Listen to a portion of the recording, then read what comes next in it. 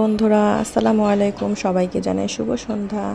আমি সন্ধ্যার সময় চলে আসছি আজকে সবুজ সবুজ টাটকা লাউ শাক ভাজি করার জন্য। তো লাউ শাক ভাজির জন্য আমি প্রথমে লাউয়ের যে ডাকা আছে ওটা আর হচ্ছে আলু সিম লবণ দিয়ে আমি সামান্য পরিমাণ পানি দিয়ে প্রথমে চুলায় বসিয়ে দিয়েছি। এটা হালকা সিদ্ধ হয়ে আসলে আমি শাকটা এটার মধ্যে দিয়ে দিব। তো শাকটা আমি অলরেডি দিয়ে দিয়েছি, দেন দিয়ে হচ্ছে এটা ঢেকে দেব, ঢেকে সুন্দর করে রাখবো। যখন এটা সেদ্ধ হয়ে আসবে, সেদ্ধ হয়ে যাবে আর কি, পানিটা শুকিয়ে যাবে, এটা হচ্ছে আমি বেশি করে রসুন পেঁয়াজ আর বাগারের মধ্যে হচ্ছে লাল লাল শুকনো মরিচ দিয়ে এটা আমি সুন্দরভাবে বাগার দিয়ে ফেলবো। তো শাক তো আমার অলরেডি হয়ে গেছে, এখন হচ্ছে আমি এটার মধ্যে পেঁয়াজগুলো সুন্দরভাবে ভেজে নিচ্ছি। পেঁয়াজটা রসুনটা যখন লাল লাল হয়ে আসবে, আমি সেদ্ধ করা শাক আলু সিম এগুলো সব ঢেলে দিব।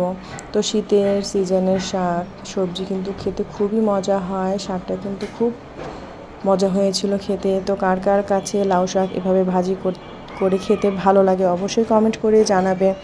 আর এটাই হচ্ছে আমার রাতের খাবার।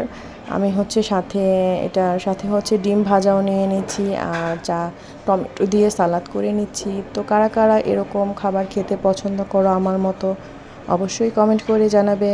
শুভরাত্রি, আল্লাহ হাফিজ।